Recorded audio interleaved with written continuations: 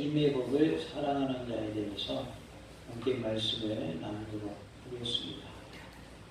우리가 무엇인가를 사랑하게 되면 그 결과물을 얻게 됩니다. 남자와 여자가 사랑하게 되면 결혼을 하면 결과물을 얻게 되죠. 돈을 사랑하는 자는 돈의 노예가 되고 맙니다. 명예를 사랑하면 명예를 쫓아가게 됩니다. 그래서 다른 것은 보이지 않게 되고 오로지 명예만을 추구하게 됩니다. 하나님을 사랑하면 하나님의 말씀대로 살게 되어 있습니다. 우리가 하나님을 사랑하는 자로서 하나님의 말씀대로 사는 복된 삶이 될 수 있기를 원합니다. 그렇다면 주님의 법을 사랑하는 자에게는 어떤 결과물이 나타날까요? 시편 119편은 총 176절로 되어 있습니다. 8절씩 22단락으로 되어 있습니다. 본문은 21번째와 22번째의 단락에 해당됩니다. 161절부터 168절은 히브리 알파벳 21번째 글자로 시작하고 있습니다. 율법이 그 사랑하는 자의 안전을 보장하기 때문에 하루에도 수없이 찬양하고 있음을 고백하고 있습니다. 말씀은 핍박에도 불구하고 극도의 기쁨을 갖다 준다는 것을 알 수가 있어요. 우리가 핍박 중에도 그냥 기쁨이 아닌 극도의 기쁨을 누리는 방법은 무엇으로 무장하는 거예요? 말씀으로 무장하는 것입니다. 그래서 우리의 생명까지도 앗아갈 수 있는 핍박이 우리를 건드릴 수 없는 것은 말씀을 통해서 우리에게 큰 기쁨을 주시기 때문입니다. 말씀을 지킴으로 우리는 주님 앞에 설 수 있습니다. 우리 모두가 말씀대로 지켜 행함으로 주님 앞에 서는 모습이 되기를 원합니다. 말씀을 지키는 그런 모습을 말씀하고 있는데 시인은 말씀이 안전을 보장하며 말씀 자체가 찬양을 통한 감사의 계기가 된다라고 말하고 있습니다. 주님의 법을 사랑하는 자에 대해서 살펴보겠습니다. 주님의 법을 사랑하는 자에게는 큰 평안을 주신다라고 말씀하십니다. 165절에 주의 법을 사랑하는 자에게는 큰 평안이 있으니 그들에게 장애물이 없으리라 하고 말씀합니다. 큰 평안을 주시겠다. 주님의 법을 사랑하는 자는 평안의 복을 누리게 하시겠다라는 뜻입니다. 우리 모두가 주님의 법을 사랑하는 자가 되어서 평안의 복을 받아 누리는 복된 삶이 될 수 있기를 원합니다. 같이 합시다. 주님의 법을 사랑하는 자는 평안의 복을 받습니다. 우리가 평안의 복을 받는 비결은 주님의 법을 사랑하는 거예요. 곧 말씀을 사랑하는 자는 평안의 복을 누릴 수 있다는 거예요. 평안이란 말이 165절에 나오는데 말씀 사랑을 통한 커다란 내적 평안을 말씀하고 있어요. 하나님의 말씀을 사랑하니 우리의 심령에 뭐가 임한다는 거예요? 평안이 임한다. 그런데 어떤 평안인가? 큰 평안이 임한다라고 말씀합니다. 샬롬은 원래 평화, 복지, 번영, 행복, 건강, 완전, 안전 등을 의미합니다. 하나님께서 주님의 법을 사랑하는 자에게 큰 평안을 주십니다. 우리 모두가 평안의 복을 누리며 사는 은혜가 있기를 원합니다. 핍박 중에도 기뻐할 수 있고 핍박 중에도 평안할 수 있는 비결은 내 마음속에 무엇이 있을 때요? 말씀이 있을 때에 우리가 평안을 누릴 수 있다는 거예요. 말씀이 있을 때에 핍박 중에도 큰 기쁨을 누릴 수 있다고 말씀하고 있습니다. 165절에 장애물이 없으리이다 라고 했는데 이것은 말씀을 사랑하는 자가 누리는 양심의 평안을 가리키고 있습니다. 말씀을 사랑하는 자는 내적 시야가 열려서 인간이 행할 의무를 알고 그것을 실천함으로 양심이 평안하지만 말씀을 사랑하지 않는 자는 내적 시야가 닫혀서 마땅히 행할 바도 알지 못하고 실천하지도 못함으로 파멸로 나아가게 되는 것을 알 수가 있습니다. 주님의 법을 사랑하는 자는 하나님께서 평안의 복을 주시는데 우리의 양심의 평안을 누리게 하시겠다는 겁니다. 말씀을 사랑하는 자가 되어서 말씀을 실천하여 평안의 복을 누리는 은혜가 있기를 원합니다. 말씀을 사랑하는 자는 말씀을 실천하는 자입니다. 맞춰봅시다. 말씀을 사랑하는 자는 말씀을 실천하는 자입니다. 말씀을 사랑한다, 주의 법을 사랑한다고 하는 것은 하나님의 말씀을 뭐하는 사람이라는 거예요. 실천하는 사람. 그러니까 단순히 알고 깨닫는 것이 아니라 하나님의 말씀을 사랑하기 때문에, 하나님을 사랑하기 때문에, 예수님을 사랑하기 때문에 말씀대로 산다는 거예요. 말씀을 지킨다는 거예요. 말씀대로 뭐 한다는 거예요? 실천한다는 거예요. 이게 하나님의 말씀을 사랑하는 자예요. 하나님의 말씀 나 좋아합니다. 나는 하나님의 말씀을 사랑합니다. 그냥 좋아하는 정도가 아니라 그 말씀대로 사는 것을 말하고 있어요. 그것이 바로 주님의 법을 사랑하는 자라. 그러니까 그냥 단순히 좋아하는 감정만을 말하는 게 아니라 남자와 여자가 사랑하면 무슨 결과물을 얻는다고 그랬어요? 결혼의 결과물을 얻는다고 그랬잖아요. 그러면 남편이 아플 때 아내가 남편을 돌봐줘요? 안 돌봐줘요? 돌봐주죠. 근데 분명히 아픈데 입으로는 사랑해 그래놓고 아프든지 말든지 알아서 나 그 사랑하는 거야, 안 사랑하는 거야? 그건 안 사랑하는 거야. 근데 조금 몸이 이상한 것 같으면 어디 아파하고 관심 가져주는 거, 그거는 뭐 하는 거예요? 그거는 사랑하는 거죠. 아파 있을 때 약국에 가가지고 약 사와가지고 약 먹어 하면서 물과 함께 약을 주는 게 이게 사랑이죠. 아, 아프면 알아서 나아야지. 병원에 가서 약 사 먹어. 병원에서 진료받고 약 가서 약 타서 먹어. 그 사랑이에요, 사랑이 아니에요?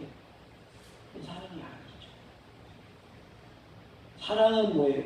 아픈 사람 병원에다 데려다 주고 진료 끝나면 약도 데려가지고 약도 타서 또 약 먹을 때 되면 약도 챙겨주고 이게 사랑이죠. 하나님의 말씀을 사랑하는 것도 똑같은 거예요. 나는 하나님의 말씀이 내 입에 꿀과 같습니다. 꿀송이와 같습니다. 말로만 하는 것은 하나님의 말씀을 사랑하는 것이 아니라는 거예요.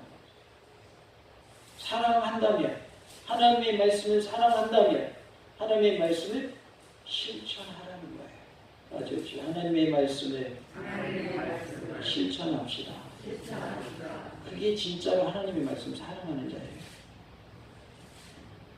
161절 고관들이 거짓으로 나를 핍박하오나 라고 말씀하고 있어요. 고관들은 당시 사회를 대표하는 지도급 인사들을 말합니다.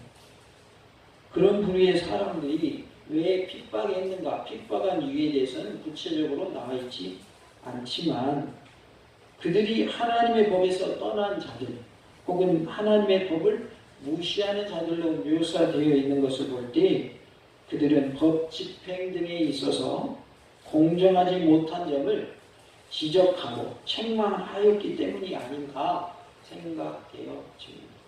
법을 집행함에 있어서 공정하지 못하게 집행하는 것을 보고서 지적했을 것으로 보인다고 말이죠. 책망했을 것으로 보인다. 그렇기 때문에 그것으로 인하여 이 시편을 쓴 기자를 뭐 하는 거예요? 핍박하는 거죠. 많은 정권들이 지나갔습니다만은 보면은 정권에 대해서 반대 목소리를 내면 가만 내버려 두는 경우보다는 그들을 다시는 말을 못하도록 제지하는 경우가 많아요. 그렇게 해야만 정권이 유지된다고 생각하기 때문인 것 같아요. 교회도 찬성의 의견만 있을까요? 반대의 의견도 있을까요? 교회에도 반대하는 의견도 있는 거예요. 그러면 반대하는 사람들은 다 내쫓아야 돼요? 그게 아니죠. 찬성하는 사람도 있을 수 있고 반대하는 사람도 있을 수 있는 거예요. 함께 더불어 가야 되는 거예요. 껴안아야 되는 거죠. 너는 이래서 싫고 너는 저래서 싫고 하나씩 이렇게 다 그냥 퇴출시키면 여기 남아있을 사람 몇 명이나 될까요? 아마 저부터 아마 퇴출될지 몰라요. 그렇게 하잖아요. 흠이 없는 사람이 누가 있겠어요? 다 흠이 있죠. 우리가 하나님 앞에서 부끄럼 없는 모습이 되기 위해서 말씀을 실천하는 그러한 모습이 되어야 한다는 거예요. 말씀을 실천할 때 하나님은 우리에게 큰 평안을 주신다라고 말씀합니다. 고관들이 핍박한 이것을 볼 때에 하반절에 160일 하반절의 말씀 곧 저자가 경외한 말씀이란 사회의 공의를 지탱시켜주는 근간으로서의 말씀 곧 공법으로서의 말씀을 뜻함을 알 수 있습니다. 162절에 사람이 많은 탈취물을 얻은 것처럼 이라고 표현을 하고 있습니다. 생략된 부분을 첨가하면 사람이 많은 탈취물을 얻으면 즐거워하는 것처럼 이렇게 표현할 수 있습니다. 여기서 탈취물은 대체적으로 전쟁해가지고 이겨서 얻은 호행물을 뜻하는데 성경에서는 사탄에 대한 그리스도 예수님의 승리로 맛보게 될 기쁨을 전쟁 승리에 얻은 호행물을 나눌 때에 맛보는 기쁨에 비유하고 있습니다. 전쟁을 하면 뭐가 생기냐면 호행물이 생긴단 말이에요. 그러면 그것을 전쟁에 참여한 사람들이 다 뭐예요? 나누어 가졌어요. 그때 나누어 갖는 뭐가 있는 거예요? 기쁨이 있는 거죠. 예수님이 사탄의 세력과 싸워 이기시는 그것을 전쟁하여 탈취를 얻는 것으로 비유했다는 것이죠. 이사야 9장 3절에 주께서 이 나라를 창성하게 하시며 그 즐거움을 더하게 하셨으므로 추수하는 즐거움과 탈취물을 나눌 때의 즐거움같이 그들이 주 앞에서 즐거워하오니 라고 말씀을 합니다. 추수하는 즐거움, 탈취물을 나눌 때의 즐거움이라고 표현하고 있습니다. 우리가 마귀가 싸워 이길 때 전쟁에서 승리의 탈취물을 얻어서 그것을 나누어 가질 때의 기쁨을 누리는 것처럼 우리에게는 큰 기쁨이 임할 줄로 믿습니다. 마귀가 싸워 이기시는 그러한 은혜가 있기를 원합니다. 예수님의 이름의 권세를 힘입어서 마귀가 싸워 이김으로 승리의 기쁨을 우리 모두가 만끽할 수 있기를 간절히 원합니다. 163절에 나는 거짓을 미워하며 싫어하고 그랬어요. 이 같은 시편 기자의 성향과 대조를 이루는 한 성향이 아모스에 잘 표현되고 있는데요. 아모스 5장 10절에 우리가 성문에서 책망하는 자를 미워하며 정직히 말하는 자를 싫어하는도다 라고 말씀합니다.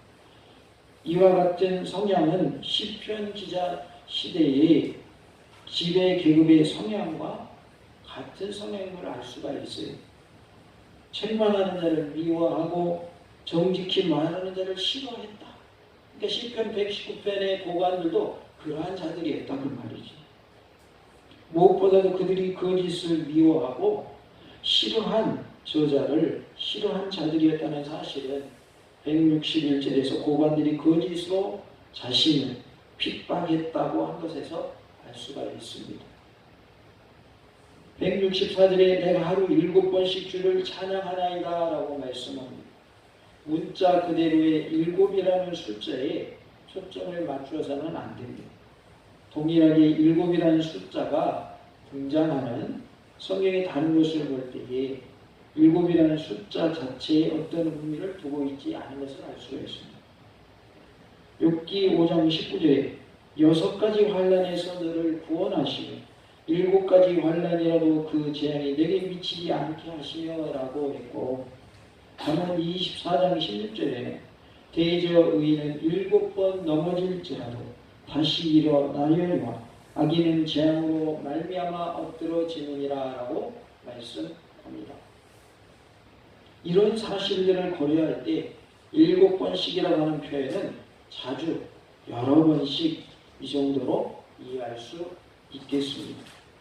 우리는 하나님의 말씀을 통해서 얻는 기쁨을 누리고 매일 찬양의 모습이 될 수 있기를 원합니다. 164절의 고백처럼 하루 7번씩 주를 찬양하는 삶이 되시기를 바랍니다. 166절에 내가 주의 구원을 바라며 라고 했어요. 시편 기자 개인의 고통으로부터의 구원을 소망하고 있습니다. 우리 성도들 가운데는 질병으로 고통 중에 있는 분들이 꽤 계십니다. 이러한 질병의 고통으로부터 하나님이 구원해 주실 줄로 믿습니다. 하나님께서 나를 고쳐주실 것을 믿는 믿음으로 기도하여서 건강의 복을 누린 응답의 역사가 있기를 원합니다. 강구라기보다는 내가 주의 구원을 바라며 라고 하는 이 말은 강구라기보다는 강력한 확신의 표명인데, 그가 구원을 확신할 수 있었던 것은 그의 말씀에 대한 의존성 때문이었습니다. 하나님의 말씀을 붙잡고 하나님의 말씀을 의지하고 하나님의 말씀을 사랑하니 그를 구원하여 주실 줄로 믿었다 하는 말이에요. 우리도 하나님의 약속의 말씀 붙잡고 나를 구원하여 주실 것을 믿으시기 바랍니다. 그리 질병에서도 건져주시고 환난에서도 건져주실 것을 믿으시기 바랍니다. 167절에 내 영혼이 주의 증거를 지켰사오며 내가 이를 지극히 사랑하나이다 라고 말씀을 합니다. 내 영혼이라고 하는 말은 전인적 인격체로서의 시편 기자 자신을 뜻하고 있습니다. 주의 증거들을 지켰다, 하나님의 말씀을 지켰다 그 말이죠. 또한 지극히 사랑합니다 라고 말합니다. 하나님의 말씀을 사랑하는 모습은 곧 하나님의 말씀을 지켜 행하는 모습인 것을 알 수가 있습니다. 168절에 나의 모든 행위가 주 앞에 있음이니라 라고 말씀합니다. 법도와 증거를 지켜왔던 자신의 삶은 하나님의 목전에서 되어졌다라는 것이고, 쉽게 말하면 그의 삶의 내용들을 하나님이 낱낱이 다 아신다라는 뜻입니다. 하나님은 우리의 삶을 일거수일투족을 다 알고 계십니다. 하나부터 열까지 다 알고 계십니다. 우리의 행위가 다 주님 앞에 있다면 하나님 앞에서 드러나지 않는 행동이 없다. 사람의 눈은 우리가 가릴 수 있고 사람의 눈은 속일 수 있을지 모르지만 우리는 다 하나님 앞에서 행동하는 것이다. 하나님이 다 보고 계신다. 다 알고 계신다는 거예요. 하나님이 다 듣고 계신다는 거예요. 우리의 눈으로 보는 것이 무엇이며 귀로 듣는 것이 무엇이며 우리의 발로 우리의 손으로 행하는 것이 무엇인지 다 아신다라는 뜻입니다. 이 말씀의 이면에는 신실한 성도를 보호하시는 하나님의 구원의 은총이 임하기를 바라는 속뜻도 포함되어 있습니다. 내가 주님의 말씀대로 행하는 삶을 살 때 하나님은 나를 지켜 보호하여 주실 줄로 믿습니다. 나를 구원하여 주실 줄로 믿습니다. 라는 고백인 것입니다. 욥기 31장 4절에 그가 내 길을 살피지 아니하시느냐, 내 걸음을 다 세지 아니하시느냐라고 말씀합니다. 하나님은 내 길을 살피시는 분이시고 내 걸음을 다 세시는 분이시다. 또 다른 표현을 보면 우리의 머리카락도 다 하나님 뭐 하셨대요? 다 세우셨대요. 이거를 정확하게 세기가 어렵다는 거예요. 그래서 어느 정도 범위 내에서 몇 개 정도 있는가 해가지고 전체 범위 이렇게 따져가지고 머리카락이 몇 개 정도다 이렇게 파악할 뿐이지 하나하나 셀 수 있는 그러한 머리카락 수가 아니라는 거죠. 그런데 하나님은 이 머리카락도 다 뭐 하시는 거예요? 다 세시는 거예요. 하나님이 모르신다고 그러면 하나님이 아니에요. 하나님이 아니죠. 그럼 하나님 우리의 머리카락 수까지 다 알고 계세요. 우리 일거수일투족을 다 보고 계세요. 듣고 계세요. 하나님이 다 아신다. 하나님이 다 아신다라고 할 때 우리는 전지하신 하나님 이렇게 말해요. 모든 것을 다 아신 하나님이시다는 거죠.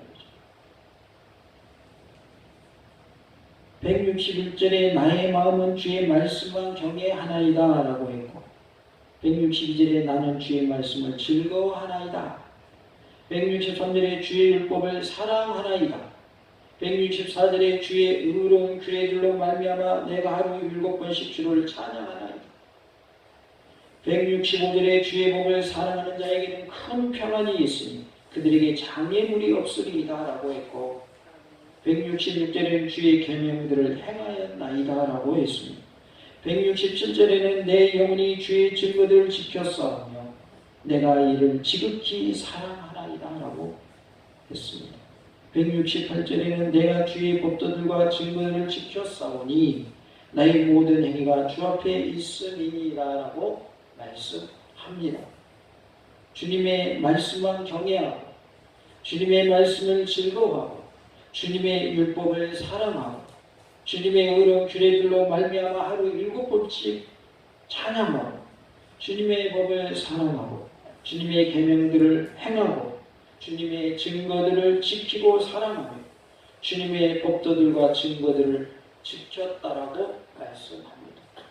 공통적인 것은 하나님의 말씀을 사랑하고 지켰다는 거예요. 주님의 법을 사랑했고 지켰다는 거예요. 하나님의 말씀만 사랑하고 지킴으로 핍박 중에도 평안을 누리는 은혜가 우리 모두에게 있기를 원합니다. 말씀이 주시는 큰 평안은 주님의 말씀을 사랑하는 자에게 주시는 복입니다. 말씀을 사랑하는 것은 뭐라고 그랬어요? 말씀을 실천하는 것입니다. 말씀을 사랑하는 자, 말씀을 실천하는 자에게는 하나님이 무엇을 주시니까? 큰 평안을 주시는, 평안의 복을 주시는. 말씀대로 살아보세요. 그러면 하나님이 평안을 주십니다. 본문의 내용 중에 핍박이라는 단어가 나옵니다. 핍박 중에도 말씀을 사랑하는 자에게는 큰 평안을 주십니다. 우리 모두가 평안의 삶을 누리는 은혜가 있기를 원합니다. 말씀이 주는 큰 평안은 주님의 말씀을 사랑하는 자에게 주시는 것입니다. 주님의 법, 주님의 말씀을 사랑하는 자가 되시고 주님의 법을 지켜 행하는 자가 되셔서 주님이 주시는 큰 평안을 누리는 복된 삶이 다 되시기를 간절히 원합니다. 같이 해봅시다. 주님의 법을 사랑하는 자가 되어 평안의 복을 누립시다. 할렐루야.